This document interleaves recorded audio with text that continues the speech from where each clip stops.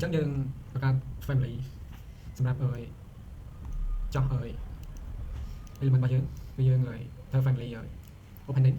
នេះអញ្ចឹងជាទូទៅ opening វាហៅអញ្ចឹងតើយើងយកមុខងារអីធ្វើហើយមុខងារអីធ្វើអានេះឲ្យវាជានៅពេលដែលយើង load into project ទៅជាធម្មតាយើងធ្វើយើងអត់មានណា symbol line ទេអញ្ចឹងតើ symbol line យើងដាក់មិនអញ្ចឹងអញ្ចឹងយើងចូលមកដល់ការថ្មីមួយទៀតអានេះយើងធ្វើការលុបចេញសិនអញ្ចឹងដើម្បីបង្កើត family មួយបានយើងចូលទៅ family នេះវាមានហើយពីរផ្នែក model និងផ្នែក family អញ្ចឹងយើងយូរអញ្ចឹងយើងចូលយកពីface base នេះ generate model face base open អញ្ចឹងនិយាយទៅក្រោយពីយើងបើកមុខងារវាហើយវាចេញទាំងចំណងអានេះហៅថា line reference line reference line អញ្ចឹងដំបូងយើងយើងត្រូវឲ្យ proof reference plan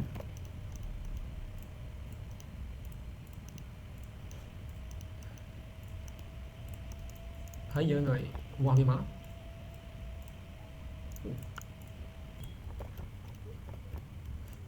ចានេះមិនវាវាស់ឃើញអីអានេះយើងអត់បានដែរយើងយក imperial ហ្នឹងខនាត in ខនាតពួររកណាយើងអាស៊ីខនាតmetric អញ្ចឹងយើងឲ្យ RP វាដែរមក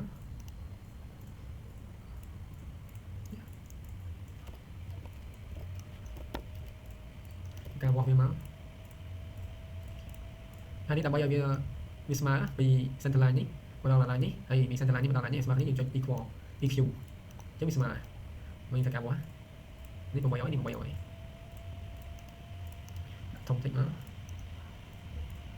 ចឹងយើងចុច EQ ដូចគ្នាស្មើគ្នាណាហើយយើងបញ្ចូល parameter ឲ្យវា parameter នេះ parameter property នេះយើងដាក់ឲ្យ A មកនេះយើងដាក់ឲ្យ B មកអញ្ចឹងយើង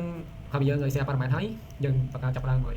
create យើងចូលមុខងារអញ្ចឹងយើងចង់យើងដឹងថាយើងបង្កើតមុខងារអីយើងចង់បានយក void from មុខងារចង់យើងប្រើ void execute យើងយកនេះមក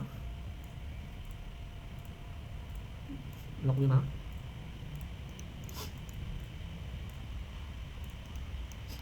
អញ្ចឹងយើងធ្វើហ្នឹងយើងទៅខ្វះទៀតយើងទៅខ្វះហើយ elevation យើងចូលមកអញ្ចឹងយើងបង្កើតឲ្យ log elevation ទៅវា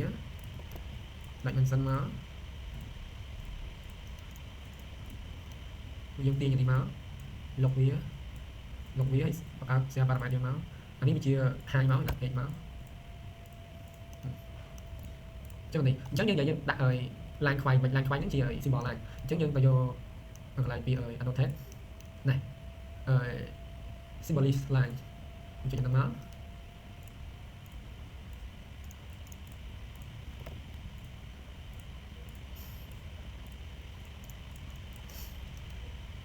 យើង 3D អញ្ចឹងវាអត់តកាត់ទេអញ្ចឹងយើងត្រូវកាត់វាសិនកាត់វាយើង select អានេះមុនក៏បានអានេះមុនក៏បានតែ select ទាំងពីរបាទនេះអញ្ចឹងយើងធ្វើតេស្តវាមកយើងចូលឲ្យ family tab ចូលវាមកនេះដាក់1000អញ